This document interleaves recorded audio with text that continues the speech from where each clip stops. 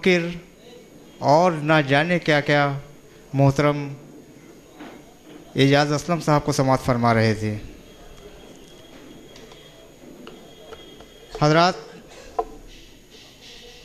अब हमारे दरमियान बाबरी मस्जिद एक्शन कमेटी के कन्वीनर अपना तमाम तर करियर मिल्लत के मुख्तलिफ़ मसाइल को लेकर मुस्तकिल जिद्दोजहद करने वाले एक मुजाहिद मोहतरम ज़फ़र याब जिलानी साहब तशरीफ़ रखते हैं। लेकिन इससे पहले कि मैं मोहतरम को दावत सुखन दूँ, हमें एजाज़ असलम साहब को रुख़सत करना होगा, क्योंकि एजाज़ असलम साहब की ट्रेन का वक्त हो रहा है।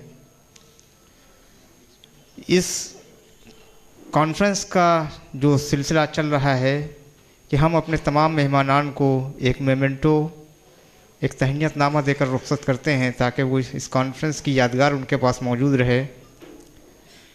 तो हमारे आज के मेहमान मोहतरम एजाज़ असलम साहब को मेमेंटो और तहनीतनामा देने के लिए मैं स्टेज पर मदऊ कर रहा हूँ डॉक्टर जमाल अख्तर साहब को। डॉक्टर जमाल अख्तर साहब डायस पर तशरीफ़ लाएँ और हमारे मेहमान को तंजीम की जानिब से तहनीतनामा और मेमेंटो पेश करें।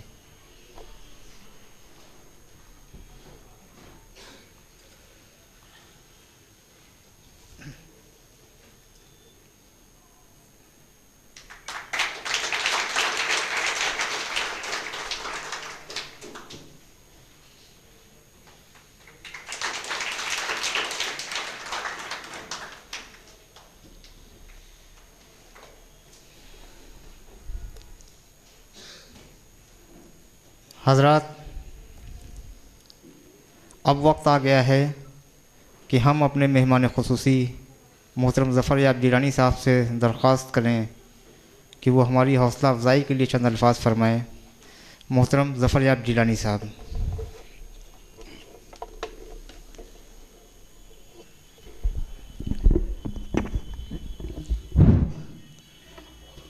मोहतरम एजाज़ असलम साहब, मोहतरम अब्दुल क़दीर साहब सीनियर एडवोकेट, यहाँ मौजूद सभी बुज़ुर्गों, ख़वातीन और हज़रात, मौजू आज के इस नशिस्त का नई नस्ल की दीनी तरबियत कैसे, एक दीनी मौजू भी है और दुनियावी मौजू भी है, क्योंकि मुसलमान की ज़िंदगी दीन से अलग नहीं हो सकती। इसलिए कामयाब ज़िंदगी के लिए उसकी दीनी तरबियत लाजमी है। अगर उसकी दीनी तरबियत नहीं है तो कामयाब मुसलमान किसी मैदान में नहीं हो सकता। चूँकि हमारा बुनियादी अक़ीदा है कि हम जो भी करते हैं वो दायरा इस्लाम के अंदर करते हैं। मुसलमान इस अक़ीदे से हट नहीं सकता, लिहाजा जब भी कोई काम वो दीन के बाहर करेगा या दीनी उसूलों की ख़िलाफ़ वर्जी में करेगा तो लामारा उसको नाकामी का एहसास होगा। उस वक्त ना हो, बाद में होगा कि हमारी नाकामी की वजह ये थी कि हमने इस्लामी बुनियादों के ख़िलाफ़ काम किया। इसलिए दीनी तरबियत लाजमी है। मैं उन चीज़ों को जो हमारे फ़ाज़िल मुक़र्रिरीन, हमारे सीनियर एडवोकेट अब्दुल क़दीर साहब कुरान और हदीस के हवालों से जिन चीज़ों को बता चुके हैं, मौलाना एजाज़ असलम साहब ने जो तारीख़ इस्लाम और तमाम हवालों के साथ में जिस बातों को कहा है, मैं उनसे सबकी तायीद करते हुए सिर्फ़ अपनी तजुर्बात की बुनियाद पर आपसे कुछ अर्ज़ करूँगा। ज़ाहिर है कि वो सब बुनियाद हमारी वही है, चाहे वो हज़रत इब्राहीम अलैहिस्सलाम के वाक़यात हों या हज़रत याक़ूब अलैहिस्सलाम के वाक़यात हों या हज़रत खलीफ़ा दोम फ़ारूक़ आज़म के ज़माने की मिसाल हो। बुनियाद तो हमारी वही है, लेकिन हम खुद कैसे उस पर अमल कर सकते हैं और कर पाते हैं, और अगर नहीं कर पाते तो क्यों। मैं सिर्फ़ इसी के बारे में आपके तवज्जो अब्ज़ूल कराऊँगा। इससे कोई इख्तलाफ कर ही नहीं सकता है कि माँ की गोद जो है वो पहली तरबियत गाह है। यकीनन हमें इसमें दुश्वारी थोड़ी ये होती है कि हमारी सब माएँ ना उतनी तालीम याफ्ता हैं जिसकी तरफ एजाज़ असलम साहब ने तवज्जो दिलाई कि ज़रूरत है उनको तालीम याफ्ता होने की, ना इस्लामी मसाइल से और इस्लाम के बुनियादी अक़ायद से उस हद तक वो वाकिफ़ हैं। लिहाजा वो तरबियत की कमी रह जाती है बड़ी तादाद में। ज़ाहिर है उसके लिए तो जो तालीम की बात मौलाना एजाज़ असलम साहब ने कही, मैं उसको दोहराऊँगा नहीं, उससे वो तो बिल्कुल लाजमी है और हमें इस बात की खुशी है और हम पर उम्मीद हैं कि वो कमी पूरी हो रही है। आपका ये इदारा भी कुछ कमी पूरी कर रहा है। इस तरह उत्तर प्रदेश में और पूरे मुल्क में सैकड़ों और हज़ारों मुसलमानों के अब इदारे हैं जो इस कमी को पूरी करने की कोशिश कर रहे हैं। लेकिन वो कमी होते हुए भी हमारी माएँ जो अपने बच्चे को तरबियत देती हैं, उनमें अगर एक बात वो उनका ख़ुद का अक़ीदा पुख्ता हो जाए और बचपन से ही वो ये चीज़ बच्चों के जहनों में डाल दें, जिसको तौहीद के बाद कही है हमारे कदीर साहब ने कि तुम कोशिश कर सकते हो और तुम्हारी ज़िंदगी में कोशिश करना तुम्हारा फ़र्ज़ है, लेकिन कभी नतीजे से अगर तुम्हारे ख़िलाफ़ जाए तो मायूस मत हो। ये ईमान अगर वो पैदा कर दे, ईमानी क़ुव्वत, तो बड़े हद तक मामलात बेहतर हो सकते हैं। मुझे ज़ाती तजुर्बा ये है कि मैं तालीम के एतबार से मेरे वालिद भी इसमें उनके कंट्रीब्यूशन रहा है और मेरे फूफा, मेरे दादा, इन सब लोगों ने तालीम दी है। उसके अलावा जिन स्कूलों में तालीम हासिल की, प्राइमरी स्कूल से लेकर और अलीगढ़ मुस्लिम यूनिवर्सिटी तक, टीचरों ने भी तालीम दी है और इसी अंदाज में दी है। लेकिन असल तालीम जिसको मैं कहूँगा वो उसकी शुरुआत होती है में जो तरबियत के साथ जुड़ी हुई है। वो अलीगढ़ मुस्लिम यूनिवर्सिटी में अलीगढ़ मुस्लिम यूनिवर्सिटी के अक़लियती किरदार की तहरीक से, जिसमें हमारी मुलाकात हिंदुस्तान की मारूफ़ शख्सियतों से जो उस अपने वक्त की, मैं समझता हूँ, न सिर्फ दीनदार तरीन शख्सियतें थी बल्कि इल्म के बारे में भी उनके इल्म पर कोई शुबा नहीं आ सकता। और मैं अभी रेडियंस अखबार देख रहा था, मुझे अपने वो दिन याद आ गए जब मैं रेडियंस अखबार के उस पुरानी बिल्डिंग में, ग़ालिबन अब वो बिल्डिंग नहीं होगी, जो जिसमें यूसुफ सिद्दीकी साहब मरहूम और ये लोग हमारे अलीगढ़ के सीनियर्स थे। हम जब अलीगढ़ की तहरीक के लिए जाते थे तो ये रेडियंस के दफ्तर में हमारा क़याम होता था और हमें याद है कि हम किस तरीके से वहाँ तकिया की कमी दूसरी चीज़ों से पूरी करते थे और वहाँ से रेडियंस के दफ्तर से और रेस कोर्स तक पैदल जाने की हिम्मत रखते थे और पैदल जाते थे। उस वक्त अलीगढ़ मुस्लिम यूनिवर्सिटी के स्टूडेंट्स के हैसियत से हम इतनी हमारी गुंजाइश नहीं थी कि हम वहाँ टैक्सी करके जाएं या स्कूटर से भी जा सके। तो बहरहाल वो एक तरबियत थी। तरबियत किस लिए थी? उसमें कोई मफाद नहीं होने वाला था, कोई दुनियावी मफाद फ़िलहाल मिलने का कोई आसार नहीं थे। लेकिन हमारे बुज़ुर्गों ने जहनों में डाल दिया था कि अगर हिंदुस्तान के मुसलमानों की इस अक़लियती हक़ की लड़ाई हम नहीं लड़ेंगे तो हिंदुस्तान के तमाम अक़लियती इदारे इससे महरूम हो जाएंगे। और मैं समझता हूँ बहुत हद तक उनकी ये फ़िक्र सही थी, क्योंकि अलीगढ़ मुस्लिम यूनिवर्सिटी ही की तहरीक पहली तहरीक है जिसने हिंदुस्तान के मुसलमानों को ये बावर कराया कि दस्तूर हिंद में आर्टिकल 30 तुम्हारे लिए भी है, वरना उससे पहले के सारे मामलात ज़्यादातर ईसाई लोग उससे मुस्तफ़ादा कर रहे थे और सुप्रीम कोर्ट में उन्हीं के मुकदमात मिलेंगे।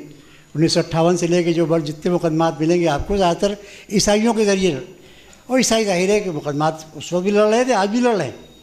लेकिन इस तहरीक के बाद हिंदुस्तान के मुसलमानों को ये वाक़फ़ियत हुई कि अक़लियती इदारा कायम करना उनका दस्तूरी हक़ है और आज भी वो जद्दोजहद जारी है। मौजूदा हुकूमत अगरचे हमसे काफ़ी हद तक हमदर्दी रखती है, लेकिन उसके बाद भी आज भी अफसरान गाफिल नहीं हैं किस वक्त कहाँ कैसे पाएँ और वो अक़लियतों को उनके उस बुनियादी हक़ से महरूम कर दें। और इस पर बड़ी नज़र रखने की ज़रूरत है। ये मौजू नहीं है इसलिए इस पर मैं ज़्यादा नहीं कुछ कहूँगा, लेकिन मैं सिर्फ ये मिसाल आपको बता रहा था कि वहाँ से शुरुआत हमें हुई इस तरबियत की। उसके बाद मौका मिला और पर्सनल लॉ बोर्ड के ज़िम्मेदारान से मुलाकात हुई। पर्सनल लॉ बोर्ड में बतौर एक मदऊ ख़ुसूसी जाने की शुरुआत 1975 से हुई और अब्दुल कदीर साहब वाकिफ़ है, ये भी ग़ालिबन उसी दौर से पर्सनल लॉ बोर्ड के मदऊ या मेंबर, हमसे बहुत सीनियर मेंबर है। इनका इलेक्शन हमसे बहुत पहले हो गया था। लेकिन बहरहाल बोर्ड के ज़िम्मेदारान में, और आप जानते हैं कि बोर्ड में सभी बुज़ुर्ग शख्सियतें तकरीबन हिंदुस्तान की शामिल रही हैं। जमात इस्लामी के सरबराह हज़रत मौलाना अबू लैथ साहब हों या जमीयत उलमा के मौलाना असद मदनी साहब हों या मुफ्ती काजी मुजाहिद इस्लाम साहब हों या हज़रत मौलाना अली मियां साहब हों या मौलाना तैयब साहब हों, कारी तैयब साहब मरहूम हों, ये सब लोग, मौलाना तक़ी रहमान उस्मानी साहब हों, ये सब इन लोगों से क़ुरबत और इनसे मुलाकात उन्हीं इस बोर्ड की मीटिंगों में शुरू हुई। उसके बाद और जब आगे बढ़े तो बाबरी मस्जिद का मसला पैदा हुआ। असली ईमानी जो ताकत या जिसका अक़ीदा मैं कहूँगा ईमान पर पुख्ता अक़ीदा इस तहरीक के दौरान हुआ, इसलिए कि तहरीक ऐसी थी कि जिसमें बहुत मुश्किल से लोग ताउन करने पर तैयार थे उस वक्त। अगरचे पूरे हिंदुस्तान के मुसलमानों का दिल उससे जुड़ा हुआ आज भी है, इसमें कोई शक नहीं, लेकिन हालात 1986 के जब ये तहरीक शुरू हुई है तो कुछ ऐसे थे कि लोग बहुत हद तक डरे हुए थे। ज़ाहिर है कि अल्लाह ताला ने तौफ़ीक़ दी और उसमें हम लोग शामिल हुए और ज़िम्मेदारी से काम तहरीक शुरू की। तो उसमें यह एहसास हुआ कि सिर्फ़ और सिर्फ अल्लाह की ज़ात है जो हमारी मदद कर सकती है और सिर्फ उसी से डर रहा है। बाकी अगर हम दुनियावी किसी ताकत से डरेंगे तो इस तहरीक को नहीं चला सकते। तो ईमान में पुख्तगी पैदा हुई और ये एहसास हर कदम पर हुआ, क्योंकि गैब से इमदाद भी हुई। ऐसे ऐसे मौक़े आए तहरीक में कि जब ये एहसास होता था कि बस अब खुदा न खास्ता कोई फायरिंग हुई और हमारे साथी हो या हम लोग सब उसके शिकार हुए। उसके बाद अल्लाह ताला से दुआ की और उसमें वो मरहला निकल गया। ऐसे भी मराहिल आए कि हमारे दोस्त खालिद साबिर साहब बैठे हैं, हमारे साथी फजल बारी साहब मरहूम हो गए हैं शुरू की तहरीक में। यानी जिस वक्त 6 फरवरी को तहरीक शुरू हुई है और ग़ालिबन 23-24 फरवरी की बात है कि हम जब दिल्ली के लिए मशावरत की कमेटी में शिरकत के लिए जा रहे थे तो हमसे अब्दुल मन्नान साहब मरहूम ने कहा कि सामान साथ में लेते जाना, वापसी में तुम लखनऊ नहीं आ पाओगे। और इसकी इत्तला देने वाले हमारे फजल बारी मरहूम थे। उन्होंने कहा कि यह हाई लेवल पर तय हो गया है। मैंने कहा ठीक है। और सामान में 1-2 जोड़ा कपड़ा और बढ़ा दिया। जाने का मौसम था, शेरवानी में तो कोई दिक्कत होती नहीं। हम गए और उसके बाद वापसी में आ ही रहे थे कि हमारे यहाँ साथी गिरफ़्तार हो चुके थे। लखनऊ में आज़म खां और कई लोग जो हमारी तहरीक में शामिल थे, वो MLAs वगैरह सब गिरफ़्तारी हो चुकी थी। हमको टेलीफ़ोन किया गया कि आप यहाँ पर लखनऊ आने के, आप नहीं थे उसमें, मैं जानता हूँ आप बाहर थे उस वक्त कहीं। तो बहरहाल वो कहा गया कि तुम कहीं पर लखनऊ से पहले आप उतर जाए, क्योंकि हम लोग ये भी नहीं चाहते थे कि हम जो लोग बाहर हैं वो गिरफ़्तार होकर सिर्फ नाम हासिल कर लें और काम रह जाए। हमारी एक कॉल थी 14 फरवरी की दारुशफ़ाफ से टीले वाली मस्जिद पर एक जुलूस ले जाने की। उस कॉल को पूरा करना था।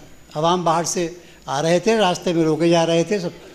बहरहाल एक तरीक़ा और तजवीज़ हुआ कि हम लखनऊ से 15-20 किलोमीटर पहले किसी स्टेशन पर उतर के और वहाँ पर आए और उसके बाद दारुशफ़ा तक पहुँच गए। और शफ़ीक़ुर रहमान बर्क़ साहब के कमरे में हम लोग थे और काजी साहब एक हमारे MLA साथी हुआ करते थे, उनका इंतकाल हो गया। वो 2-3 लोग वहाँ, मौलाना मुज़फ़्फ़र हुसैन साहब आ गए। बहरहाल हम लोगों ने प्रोग्राम को अमरी जामा पहनाया और वहाँ से निकले और गिरफ़्तारियाँ हों। ऐसे ही लम्हात अक्सर आए हैं, लेकिन इन हर मरहले से ईमान मज़ीद पुख्ता होता गया। ये एहसास धीरे धीरे बिल्कुल निकल गया जहन से कि ये दुनियावी ताकतें, ख्वाह उसमें डिस्ट्रिक्ट मजिस्ट्रेट हो या सुप्रीम पुलिस हो या डायरेक्टर जनरल पुलिस हो या चीफ मिनिस्टर हो, इनकी कोई हैसियत। धीरे धीरे ये ईमान पुख्ता होता गया कि सिर्फ़ और सिर्फ अल्लाह की ज़ात है, सिर्फ उसी से हमको डरना है और उसी की मर्ज़ी के लिए काम करना है। किसी के साथी के दिमाग में ये नहीं था कि हमको कोई दुनियावी फ़ायदा इससे उठाना है, और वो आगे बढ़ते रहे। मस्जिदों में जब हमारे जलसे होते थे तो बाज़ मसाजिद के इमाम और मुतवल्लियों ने उसकी मुखालफत की, जबकि मसला मस्जिद का था। मसला मस्जिद के तहफ़्फ़ुज़ का था, न हमारे घर और जायदाद का था, न किसी के इज़्ज़त और वक़ार का था, सिर्फ़ और सिर्फ मुसलमानों की मस्जिद का मसला था। लेकिन वहाँ भी मुखालफत बर्दाश्त करना पड़ी उसे। ऐसा पदीर साहब ने कहा कि हुस्न अखलाक भी एक चीज़ बहुत अहम है, और उस हुस्न अखलाक से काम लेके वो मराहिल भी गुज़रे। किसी को न बुरा कहा, न किसी को ऊपर कोई जो वो आजकल एक माहौल है, बहुत अभी एजाज़ असलम साहब ने उसकी तरफ इशारा भी किया था कि हम बिल्कुल बग़ैर किसी तकल्लुफ़ के 3 बुराइयों में मुब्तला हो जाते हैं। एक ग़ीबत है, एक चुगली है, एक बहतान है। तीनों गुनाह कबीरा हैं। हमें इसका एहसास ही नहीं रहता कि हम किसके ऊपर क्या इल्ज़ाम लगा दें। चाहे हमारे साथियों में अक्सर कहा कि ये मौलवी या ये वहाँ के मुतवल्ली, ये वहाँ के इमाम फ़लाँ से मिले हुए हैं, फ़लाँ के एजेंट हैं, ये कहने में मुसलमान को तरद्दुद नहीं होता। अगरचे गुनाह कबीरा कहा गया, अगर गलत इल्ज़ाम है, सही भी है तो उसके पीठ पीछे कहा जाए तो ग़ीबत होगा। लेकिन बहरहाल ये बुराई है हमारे पूरे माशरे में, ये इस बर्र आज़म में, इस हिंदुस्तान, पाकिस्तान और बांग्लादेश की बुराई है। मैं अरबों में जब भी गया हूँ, मैंने कभी किसी की ज़बान से न किसी की ग़ीबत सुनी, न किसी की बोहतान के ऊपर बोहतान लगाया किसी ने, न कोई चुगली खाई। और अगर कभी कोई ऐसी बात कहना भी होती है तो बहुत तकल्लुफ़ से कहते। एक मरतबा का वाक़या है, हमारे जावेद हबीब साहब मरहूम हम लोगों को लेके सऊदी अरब के एम्बेसडर के पास गए और सऊदी अरब के एम्बेसडर को उन तारुफ़ कराया कि बाबरी मस्जिद का मुकदमा चल रहा है, ये उसकी पैरवी कर रहे हैं। कहीं उनकी ज़बान से कुछ ऐसा जुमला निकल गया कि उस एम्बेसडर को ये एहसास हुआ कि जैसे कोई माली दुश्वारी है। तो उसने कहा, I have already helped somebody, have you not received any amount, अंग्रेजी में। हमें तो ताज्जुब हुआ कि हमने तो आज तक सुना ही नहीं था कि सऊदी अरब के एम्बेसडर ने किसी की मदद की है मुकदमे के लिए। एकदम से मगर खामोश हो गया। इसके आगे उसने कुछ नहीं रहा, हंसा वो, और हंस के उसने कहा वल्लाह वल्लाह, कोई अंग्रेज़ी में कुछ और कहा उसने, जिसका मकसद ग़लबन ये था कि छोड़ो छोड़ो इसको। जावेद हबीब साहब ने बाद में, मैंने उससे पूछा कि उन्होंने कहा छोड़िए, जब उसने नाम ले लिया तो हम क्यों आपको नाम लेंगे। तो बहरहाल ये तो अरबों के मैंने मिसाल इसलिए दिया कि ये इस बुराई से बिल्कुल पाक है। मैंने जहाँ तक महसूस किया, बाकी आप एजाज़ असलम साहब ज़्यादा वाकिफ़ होंगे उनसे, लेकिन मैंने महसूस किया कि हमारे अंदर ये बहुत बुराई है। बहुत हद तक इल्ज़ाम तराशी कर दें, कुछ भी कह दें किसी के बारे में, ज़बान पर कोई लगाम नहीं रहती। ये भी एक जुज़ है दीनी तरबियत का। मैंने अपने वहाँ लोगों से कहा, तमाम उलमा इकराम से कहा, बल्कि एक हमारी तंजीम है जो 11 और 12 रबीउल अव्वल की शब में एक जलसा सीरत का इंतकाद करती है, उस तंजीम की तरफ से मैंने अक्सर किताबचे छपवाएँ लखनऊ के उलमा से लिखवा कर, मौलाना अब्दुल अलीम फारूकी साहब से या मौलाना खालिद रशीद फरंगी साहब से, ये 3 बुराइयों के ऊपर ख़ास तौर से। लेकिन बहरहाल ये तो एक मर्ज़-ए-आम है, मगर मैं यहाँ पर ये कहने से बिल्कुल गुरेज़ नहीं करूँगा कि इससे हमें गुरेज़ करना चाहिए। ये बहुत बड़ी हमारे माशरे में ख़राबी है और दीनी तरबियत में एक कमी है। हम अपने उलमा इकराम से अक्सर कहते हैं इस बात को कि आप जब आपकी तकरीरों का असर होता है, ये कहने में मुझे कोई तकल्लुफ़ नहीं कि हिंदुस्तानी माशरे में मुसलमानों की 90% से ज़्यादा तादाद उलमा इकराम की बात सुनती है शरीयत के मामलात, और ये शरीयत का मामला है, ये मुसलमानों के माशरी सुधार का मामला है। इसलिए इस पर अगर उलमा जोर देंगे तो यकीनन मुसलमानों में बेहतरी होगी और एक दीनी तरबियत होगी। पर आज ये तो एक जुज़वी बात थी, लेकिन मैं अर्ज़ कर रहा था ईमानी क़ुव्वत। तो ईमान की मजबूती और ईमान की क़ुव्वत और ईमान पुख्ता ईमान होना, ये इसकी तरबियत हर सतह पर, माँ की गोद से आगे बढ़ गए, स्कूल और कॉलेज में आ गए। बिल्कुल सही कहा है एजाज़ असलम साहब ने कि टीचर्स, हमारे मुस्लिम इदारों के टीचर्स, जहाँ पर तनख्वाहें कम हैं, चूँकि हम सेल्फ फाइनेंसिंग के इदारे भी देख रहे हैं और हम वो भी देख रहे हैं जहाँ पर एडेड हैं, लेकिन जहाँ पर एडेड इदारे हैं और हमारे टीचर्स माशाल्लाह 30,000 से लेकर और 50-60 हज़ार तक, बल्कि डिग्री कॉलेज में इससे भी ज़्यादा तनख्वाहें पा रहे हैं, वहाँ पर भी कोई तवज्जो इसकी नहीं हो पा रही है कि वो कुछ वक्त मुसलमान बच्चों की इस किस्म की तरबियत में सर्व करें। जाहिर है कि वो भी एक तरबियत की जगह है, बहुत बड़ी जगह है, जहाँ पर हम बग़ैर कुछ दिए हुए, बग़ैर अपने खर्च किए हुए बड़ी तादाद में मुसलमान बच्चों की तरबियत कर सकते हैं। और ये हमारा फ़र्ज़ होता है। इस जलसे के तवस्सुल से भी मैं अर्ज़ करूँगा अपने उन साथियों से जो टीचर्स हैं, वो सरकारी स्कूलों में हैं चाहे मुसलमानों के स्कूलों में हैं, वो तरबियत तो किसी भी तरह कर सकते हैं। हमारी तरबियत हमारे टीचर्स ने क्लासरूम में भी की है। बीए के स्टूडेंट के हिसाब से जब मैं फ़ारसी की क्लास में जाता था तो हमारे तीनों उस्ताद, एक तो इलाहाबाद से ताल्लुक़ प्रोफेसर रग़ीब हुसैन साहब, जैसे डॉक्टर वलीउल्लाह अंसारी साहब थे, तीसरे तैयब मसूद साहब थे, वो सादी और उनके हाफिज़ के जो कोर्स में प्रिस्क्राइब टेक्स्ट होती थी, उनके मानी और मफ़हूम बताने के साथ साथ बहुत सी बातें तरबियत की वगैरह थी। क्लास में ही अलीगढ़ मुस्लिम यूनिवर्सिटी में टीचर्स मुस्लिम पर्सनल लॉ पढ़ाते हुए बहुत सी वो बातें बता देते थे कि जो हमारी तरबियत के लिए ज़रूरी होती, जो टेस्ट का पार्ट नहीं होती थी, क्लासरूम में सब्जेक्ट का पार्ट नहीं होती थी, लेकिन चूँकि उनका मिजाज था तरबियत का, लिहाजा वो तरबियत के लिए हमारे अपने लेक्चर्स में इस बातों को जिक्र कर देते थे कि जो हमारा असल इस्लामी कानून है